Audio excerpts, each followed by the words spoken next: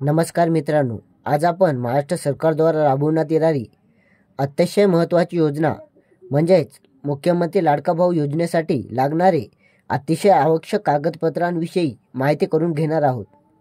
जेणेकरून तुम्ही लाडका भाऊ योजनेसाठी अर्ज करणार असाल तेव्हा तुम्हाला कोणत्याही प्रकारची अडचण येणार नाही आणि तुमचा फॉर्म 100% सक्सेस होईल। लाडका भाऊ योजनेपूर्वी बघा, महाराष्ट्र सरकारने लाडकी बहीण योजना राबवली आहे। या योजनेच्या यशामुळे सरकारने जे तरुण उच्च शिक्षित आहेत आणि ज्यांना कोणत्याही प्रकारची उत्पन्नाची संधी उपलब्ध नाही, यांना लाडका भाऊ योजनेद्वारे थोडा हातभार लावण्याचे काम महाराष्ट्र सरकार करत आहे।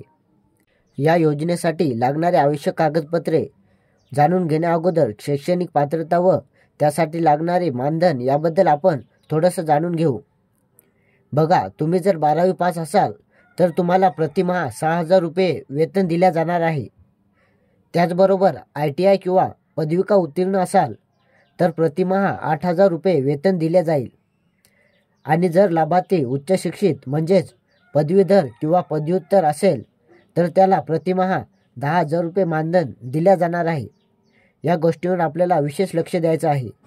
सर्वात महत्त्वाचं म्हणजे आपल्याला आता या योजनेसाठी लागणाऱ्या कागदपत्रांविषयी जाणून घ्यायचं आहे।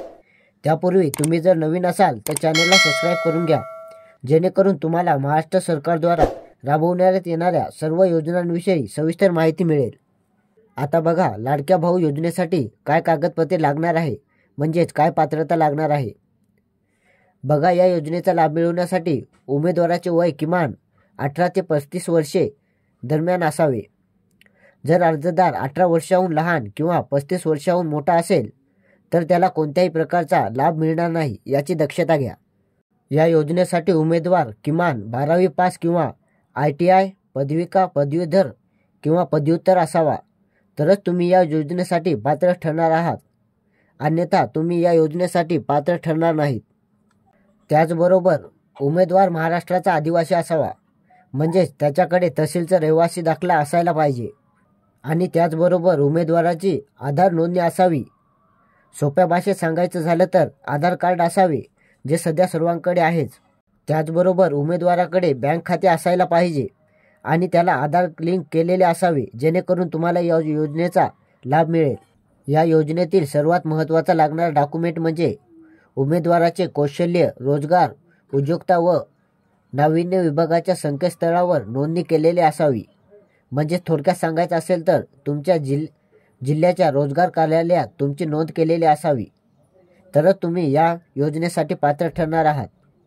त्यामुळे जेवढं लवकर होईल तेवढं लवकर तुम्हाला रोजगार कार्यालयात नोंदणी करून घ्यायची आहे, जेणेकरून तुम्ही या योजनेसाठी पात्र ठरशाल आणि तुम्हाला या योजनेचा लाभ मिळेल। ही वरील सर्व कागदपत्रे मुख्यमंत्री लाडका भाऊ योजनेसाठी लागणारी सर्वात आवश्यक कागदपत्रे आहेत। जाण्या अगोदर गरजू व्यक्तींसोबत हा व्हिडिओ शेअर करा, जेणेकरून त्यांना देखील या योजनेचा लाभ मिळेल। आणि काही अडचण आल्यास तुम्ही कमेंटद्वारे आम्हाला विचारू शकता। धन्यवाद।